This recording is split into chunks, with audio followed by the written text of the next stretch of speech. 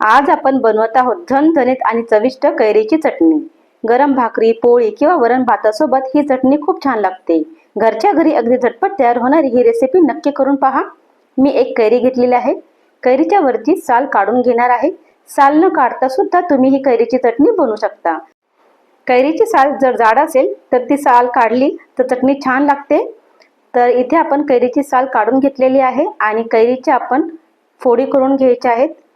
कैरी जराशी पिवळसर झालेली आहे। जर कैरी आंबट असेल तरच आपण कैरीची ही चटणी करणार आहोत आणि जर गोडसर असेल तर त्याची चटणी बरोबर लागणार नाही। तर मी थोडीशी खाऊन पाहिली होती तर आंबट ही कैरी आहे, तर आपण याची चटणी बनवूया।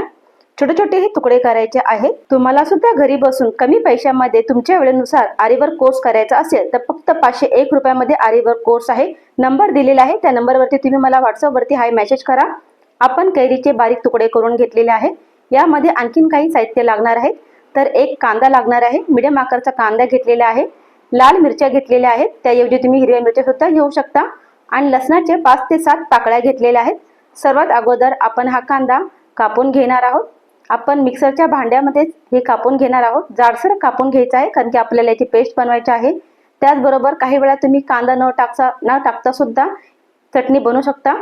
लाल मिरच्या घेतलेल्या आहेत आणि लसूण घेणार आहोत। त्याचबरोबर शेंगदाणे घेणार आहे। मुठभर शेंगदाणे घेतलेले आहेत, कच्चे शेंगदाणे घ्यायचे आहेत। थोडेसे जिरे घ्यायचे आहेत आणि चवीनुसार मीठ घ्यायचे आहे। पाणी न टाकता आपण याची पेस्ट तयार करून घ्यायची आहे। एकदम बारीक असं आपण हे केलेलं आहे। जर आपण याच्या बरोबरच कैरी टाकली तर मिरची बरोबर बारीक होत नाही, त्याच्यामुळे आपण अगोदरच हे वाटून घेतलेलं होतं।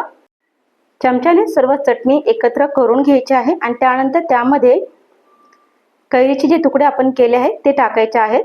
तर सर्व नाही टाकणार, थोडंसं मी ठेवून देणार आहे। आता पाणी न टाकता आपण याची बारीक अशी पेस्ट तयार करून घ्यायची आहे। तर अशा पद्धतीने आपण ही बारीक अशी ही पेस्ट तयार करून घेतलेली आहे आणि छान अशी ही आपली चटणी तयार आहे। तुम्ही नक्की ट्राय करा। त्याचबरोबर जर तुम्हाला आरीवर्कचा कोर्स करायचा असेल तर दिलेल्या नंबरवरती तुम्ही हाय मेसेज पाठवा। धन्यवाद।